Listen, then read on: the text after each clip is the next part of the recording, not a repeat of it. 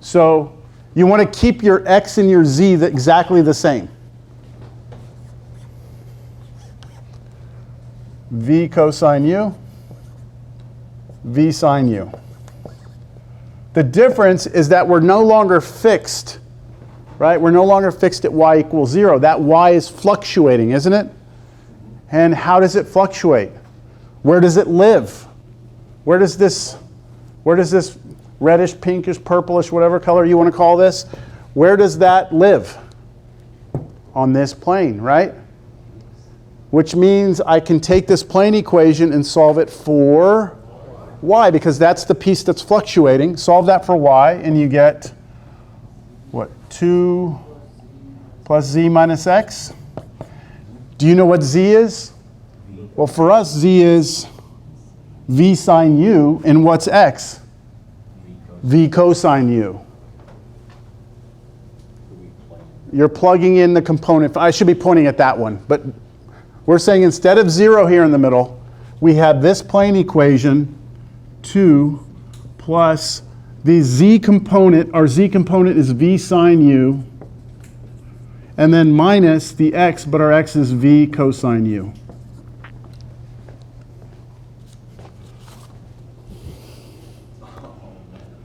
And our restrictions are exactly the same as they were before. U is between 0 and 2 pi, and v is between 0 and 1.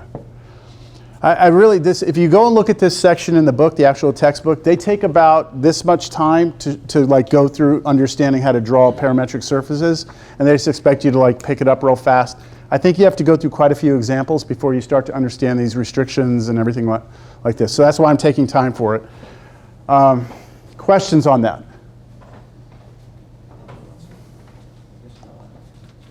No? So basically, the first one we did just drew a disk, and everyone was happy. The y was 0. Then we drew the same disk, but allowed the y to actually be somehow a function of where we were, right? That y value is dictated by where you are on the disk, which is why there has to be pieces of the disk in there, right? And now we're left with the blue one.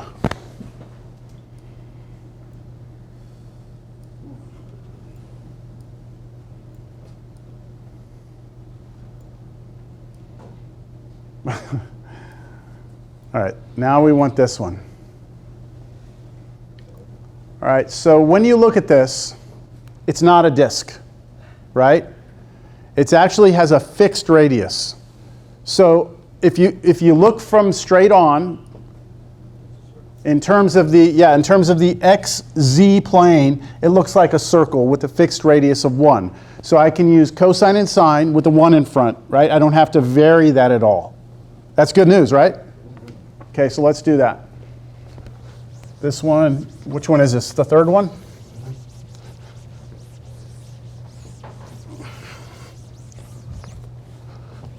So for the third one, we have just cosine u, sine u.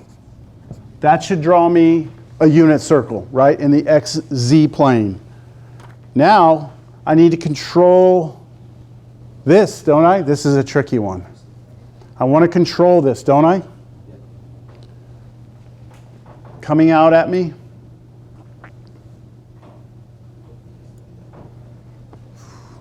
You want? So would it be B, and then B is restricted between 0 and the rest? Let me write it down, and we'll all talk about it. So you're saying put a V here. Yeah. And then here, let's start with our restriction on U. U's between 0 to pi, but our V is restricted between 0 to the what? The plane equation solved for y, right? Which we did in the previous example, which was 2 minus, I forgot. Yeah, so it was 2 minus. Well, it's V, but in this case it's a radius 1, right? Yeah, I agree with you, but I'm just trying to say it so everyone understands. What was, when we solved the plane equation for y, what was it? Y was 2 minus? 2 minus z Plus z minus x. plus z minus x. Okay, thank you. Plus z minus x. That's what we got when we solved the plane equation for y. So 2 minus the z, what's z for us? Sine u, and then plus cosine u. You said it the other way around, which is fine. You said, Yeah, the sign should be switched. 2 Because it's 2 plus, oh yeah, plus minus. Plus and minus, plus and minus. There we go. 2 plus z minus x, where this is our z and that's our x. What do y'all think? Does this do that? Does this do what we want? It's critical to understand this because if you take this and put this right here instead of v, you don't draw me a surface. You have to put v here and let v vary. Here's one way we could maybe convince ourselves. If I let u be, like fix u, right? If I fix u between 0 and 2 pi, do you agree I'm going to be somewhere on a circle? All right, so somewhere on a circle, I'm not sure where, but somewhere on a circle like here. Somewhere on there, that's where I'd be, right? I'd be a point on that circle. But then the y-coordinate needs to now vary between 0 and this. So that's going to allow my y-coordinate to go from here to the edge of that curve right there. Ooh, yeah. Right? So I'm going from here to here. If I move my u to a different place, I'm a different point on that circle, and now I let my v vary again. I draw from here to here this time. And depending on where I am on the circle, like if I'm back here on this backside, then I let my v vary. It'll go here to here. You see? So, very good. Yes, question? If you plug in directly the 2 plus sine u, would you just get that ring there on the edge? You're saying if you had done this instead, right there, put it there, you would get just that. Is that what you would get? Yeah. Okay. Yep. I'm just trying to. That's exactly, because it's, and then if you plugged in 0 there, what would you get? The back side of it. And then everything in between is all the rings in between. That's fascinating. It's pretty weird, but it's cool. Okay, we keep going. You know what's really crazy? We're going to try to get to this today. I don't know if we will. Shoot, man, time. Yeah. We can actually find the surface area of that object. We can find the surface area of that. Any object that we put up here, any surface that we have drawn so far, we can find the surface area of it. All right? So there will be a formula for it, even if it's weird and obscure like that. Yes? When we get weird and obscure objects, we just cut it into shapes that we know, kind of like the dimensions, Yeah, like cut it into pieces that we know. We can come up with a parametric. Yeah. Okay, look at this one. I'm going to give you the information. Let's let this be a bonus. Do next class. All right? It's not that it's harder, it's just I don't have time. Okay, this one is z equals 1 minus x squared minus y squared.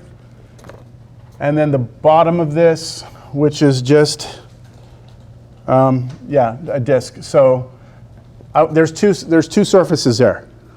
If I give you this, I don't need to tell you what the bottom is. You can figure that out yourself. Okay? But it's where it stops at the xy plane.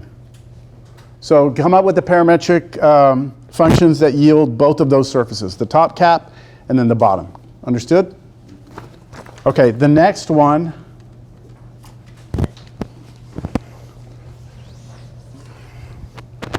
So I'll collect this next class.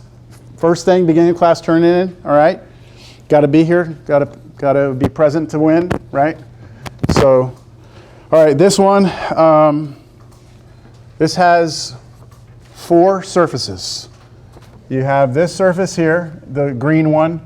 You have this surface here, which is the one that's curved. You have the back plane, and then you have the bottom plane, right, the bottom. So the bottom z is 0. The back one is y is 0. The curved one is z equals 1 minus x squared.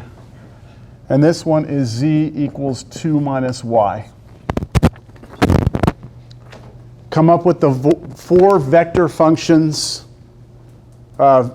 vector functions that draw those surfaces. Okay? Got it written down? All right. Even if you don't turn it in next class, I recommend you understand those before, too long. All right, we got 20 minutes. Any questions? Everyone got it? Are we going to find the surface area now? We're getting there, yep. Okay, so now, the idea behind this, one of the main motivations for this is the following.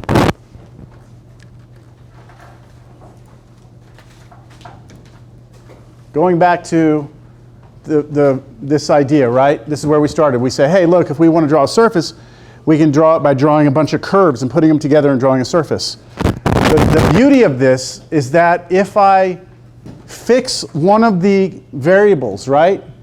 Remember that whenever we had a curve back in the earlier chapter, that the derivative of the vector function gave you a tangent vector, didn't it? Right? When you take the derivative of a vector function, you get a tangent vector. So if we hold, man, all these things already came up. What the heck, man? So if we have this, like the first one we looked at, this surface, we have this grid pattern, right? If we hold one variable constant and do a partial derivative, then it will give us a tangent vector in one direction. See that greenish looking? That's supposed to be a vector. Sorry, it doesn't have an arrow on the end of it. But do you see that that's a tangent vector off the green curve? And then if we hold the other variable constant and reverse it, right? Hold the other one constant, let the other one be a variable, then we will have a curve there in red, and then it will have a tangent vector as well, right? And now I have 2 tangent vectors coming off the same point. And so if I cross those 2 vectors together, I get a normal vector, so I can find the equation of the plane that is tangent to that surface at that point, right? Remember how we did that? If you have 2 vectors and you cross them, you get a normal vector, and you basically come up with the normal vector of the plane. So we can find tangent planes on surfaces. We've done this in the past, right? We've done it in the past, tangent planes, but we were restricted to dealing with, we were restricted, okay? There were certain things we couldn't touch. Now we can do any surface. You get the idea? Okay, so there's the idea. You have a surface, you can come up with a plane. All right, so let's find the equation of the plane tangent to the unit sphere, at this point. Okay, so I want to remind you that to draw the unit sphere, I'm going to use the spherical coordinates, but I'm going to change it to what we've been doing today in terms of u and v.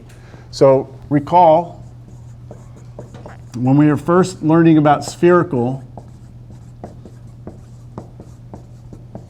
it was that x was rho cosine theta sine phi, right? The y was rho sine theta sine phi, and then it was that the z was rho cosine phi. That was our spherical conversion, right? Back in the day, we had thetas between 0 and 2 pi, and what was phi between? Don't remember for spherical? It's not 0 to 2 pi. No, 0 to pi. Theta, right? Rho, you always started spherical. You started by looking up. Theta was this, right? Phi was this. And then rho was how far you walk out. So that was our spherical conversion. What we're going to do is we're going to say, you know what?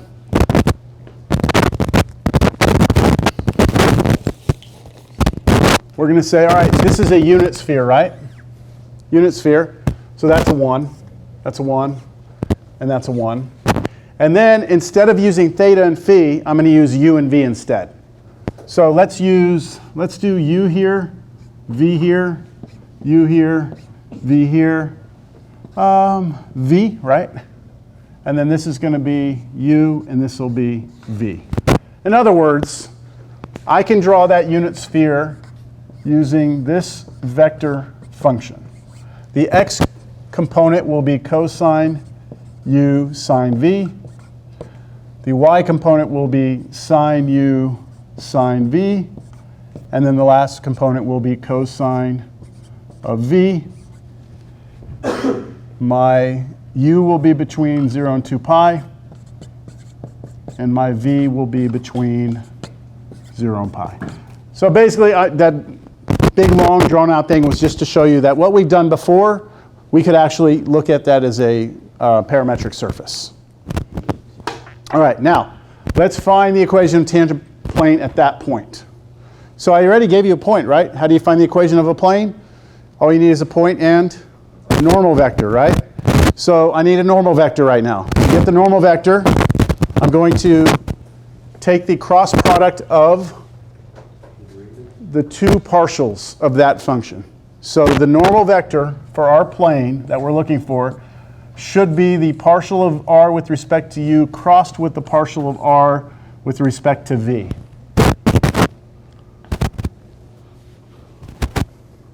So what is the partial of r with respect to u? Let me do this up here. What is the partial of r with respect to u? Let's see here. So I'm taking derivative of this vector function with respect to u. So that's going to give me negative sine u sine v. It's a vector. Negative sine u sine v. Then derivative of that with respect to u, which is cosine u sine v. And what's the derivative of the last component? 0 with respect to u, right? Now we go with respect to v. With respect to v, we get cosine u cosine v. Then we get sine u cosine v. And then negative sine v. All right, cross them up, right? We need a cross product. That's why I put them in that order, so I can do a cross product pretty easily, hopefully. Cross product, I cover this one up. RU crossed RV equals, okay, cover that up and then do a determinant here. So negative cosine u sine squared v.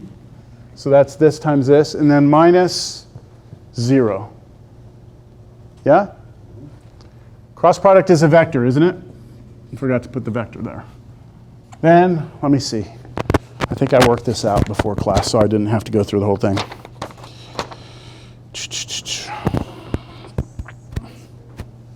Oh, I did it the other way. Okay, that's all right. Go ahead, you can tell me. Sine squared v sine u. You think? Oh, I can check it. I have it within a constant. Sine squared. Yes. Okay. Good. Shouldn't that second one all be within a negative bracket? Yeah. Did you do the negative on this one already? I'm pretty sure I took care of it, yes. You did. Okay. Let's see. Hold on. Middle one. So you get sine.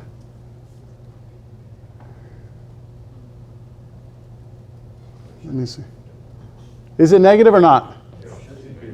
Yeah, because you're doing this and this, right, will give you positive, and then you're subtracting that, which is 0, so that's a positive, but then you have to subtract it. So yeah, no, don't apologize. Minus, and then we have the last one. The last one's ugly. Let me write down I'm going to write down what it is, all right? I'm covering this up.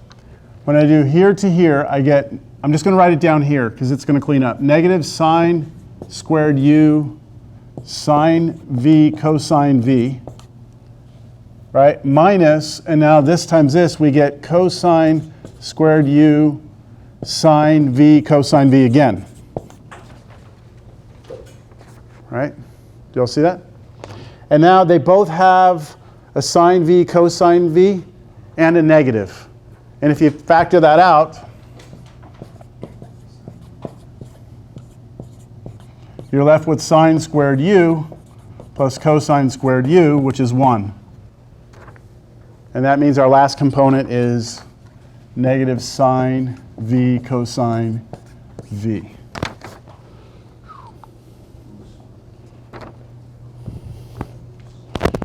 Is that all right? Okay, now, once we have, this is our answer, right? This is our answer right here. That will be the normal vector, but now we need the point, right? Now we need the point. Like we need to know what we plug in for u and what we plug in for v here.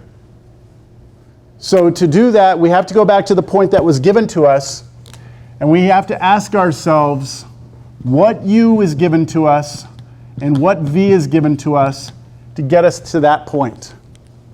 This is a little bit tricky because we have to go back to the original parametric. Here's the original parametric, isn't it?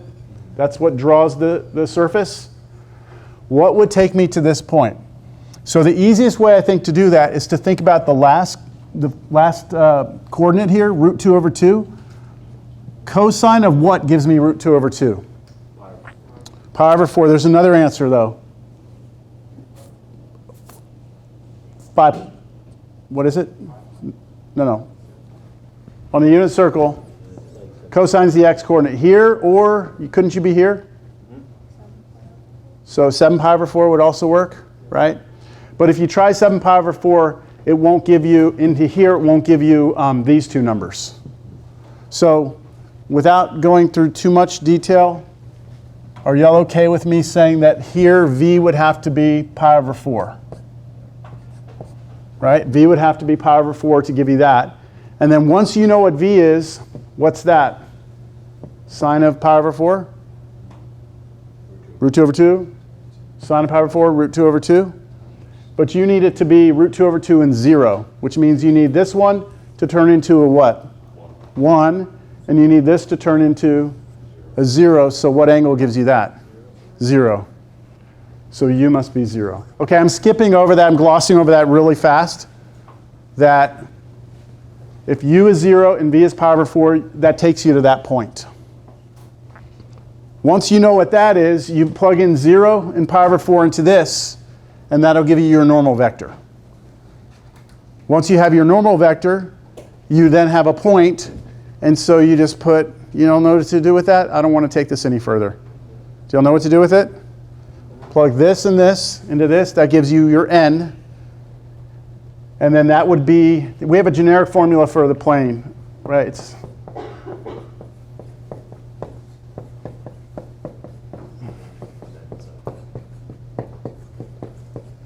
That's the generic formula for a plane, right? A, B, C are the components of the normal vector. So this is your A, that's your B, that's your C. And then your x naught, y naught, z naught are the coordinates of this point. Plug everything in, you got your plane equation. Understand? Okay, I have 7 minutes, so I want to show you one last thing.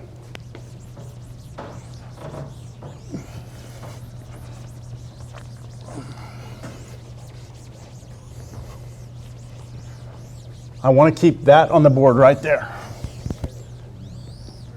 Okay. Check this out. This is where things get cool. Well, it's all been cool this whole time, but surface areas. So let's say that we're trying to find the surface area of this sphere. Would you agree that what we could do is take a look at these infinitesimally small patches? Is that a question? Just real quick, is that Yeah. sine 1/2 right there? Where, here? Yeah, there's a little dash. This is a scratch in the board. Oh. Sorry, can't get rid of that. Thank you. Yep. So if I want to find the area of this surface, right, what I could do is look at this infinitesimal little patch, couldn't I? Trying to figure out what's the area of that one little patch, and then add them all up, right? Add them all up. Just like we've been doing back in Cal 2, right? Infinitesimal rectangles. But I need to know what is the area of that infinitesimal little patch. Magnitude of the cross product? Yeah, so we learned back with cross products that when you take two vectors and you take their cross product, it gives you a new vector, right? But the length of that vector is equal to the area of the parallelogram formed by the two vectors. So I can actually estimate that little infinitesimal patch by the magnitude of the cross product, right? And then add them all up. That's the general idea here. So if we go, I mean, if you look at this, if you get really, I mean, this is like a big, this is the tangent plane, right? But if we go infinitesimally small, right, then the area of that plane becomes approximately the area of that little surface. The smaller you go, the less error you have. And if you go to the infinitesimally small, then you're basically doing what we've been doing this whole time in calculus, which is eliminating the error because you're taking a limit. Which means that the surface area is, there's a formula right here. It's such an easy formula. Look at it. It's a double integral because we have two variables, u and v, right? It's the double integral over d, where d is the domain. That's the restrictions on u and v. And it's just the magnitude of the cross product, dA. Yes? You wanted to find a certain, like a certain part of this, of the whole sphere. Yeah, you just restrict your domain. Yeah, exactly. So I have 4 minutes. I'm going to be able to do this. I'm now going to ask us to prove or find what the surface area of the unit sphere is. So if you go to a book, right, a textbook, and you say, here's a sphere, it has a radius of r, it'll say that the surface area of that is 4 pi r squared. That is the formula for the surface area of a sphere, right? I want us to show that for this sphere, you know, what's its area? What should our answer be? It's the unit sphere. 4 pi, right? That should be our answer. Let's prove it with this formula. I'm going to do the double integral over d of the magnitude of the cross product, dA. Okay, there's your cross product. I left it on the board. How do you find the magnitude of a vector?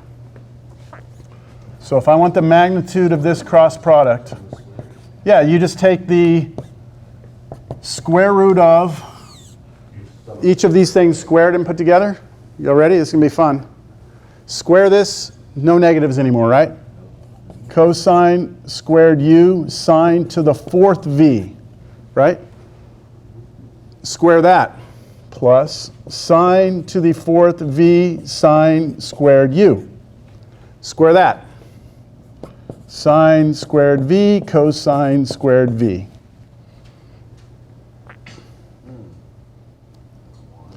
Do y'all see what I can do right here? I can factor out of both of those what? Sine to the fourth v. If I factor out sine to the fourth v, what's left then? 1, right? So that's square root. Do I have to show that? No. All right, okay, and then what's over here? Sine squared v cosine squared v. What can I factor out of both of those? Sine squared v, and what would be left? Sine squared v plus cosine squared v, which would give you 1 again, right? So this becomes square root of sine squared v, which is just sine v, right? Sine v. So what I'm doing now is the double integral over d of sine v dA. Now, I have two variables. What were they? U and v, right? U and v. So u was bounded between, v was bounded between, u was like my theta, right? 0 to pi. And then my v was like my phi, so 0 to pi. I'm going to finish this. I have 1.5 minutes. All right, so now can I choose my order of integration? Yeah. Why? They're constants, right? So what would you rather integrate that with respect to v or with respect to u? U or, yeah, so if we do u, there's going to be a u in there. Okay, so it really doesn't matter. I mean, I think it's going to be easy both ways. So I'll go 0 to 2 pi, 0 to pi, sine v, we're going with respect to v first, or you said u, right? You want to go u? It's okay, we'll do v. Okay, do u. Is that all right with everyone? All right, I have 1 minute. up here. Okay, integral 0 to pi. All right. Antiderivative of that, negative cosine v evaluated from v equals 0 to pi. And then we'll do du when we're done with this. What happens when you plug in pi? Negative, negative 1, right? It's a double negative, so you just get 1. And then minus what happens when you plug in 0. You get 1, but then minus 1, so another negative 1, which is going to wind up being 2, right? Du. So now you have integral 0 to pi of 2 du. Antiderivative of that is 2u evaluated from 0 to 2 pi. And plug in, you get 4 pi. There you go. It's the area of a sphere, unit sphere. So, This can be used for every surface. any surface. Any surface. So you know how we came up with all those formulas before? If you wanted to find the areas of any of those surfaces that we found, you would take the partials, you would cross them, take the magnitude, and hope you can integrate it. So for the shapes that have 4 equations, you have to do 4 different integrals, right? Until later. So what we're going to do, what's coming now is this. We have surfaces, right?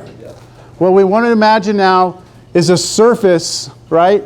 You know how before we had a curve, and we imagined a curve, a particle moving through a vector field and trying to find work? Now what we have is a surface in a vector field. And we want to calculate like the total stuff going through it, which would be called flux. And so we're moving from the idea of a curve in a vector field to the idea of a surface in a vector field. So and there's going to be another theorem like Green's theorem. It's called Stokes' theorem, and we're almost there. 3 more classes. Hey, anyone who emailed me the mini exam 7, anyone who emailed it, please turn in a hard copy by next class. If you have it today, great. If not, I need it by next class.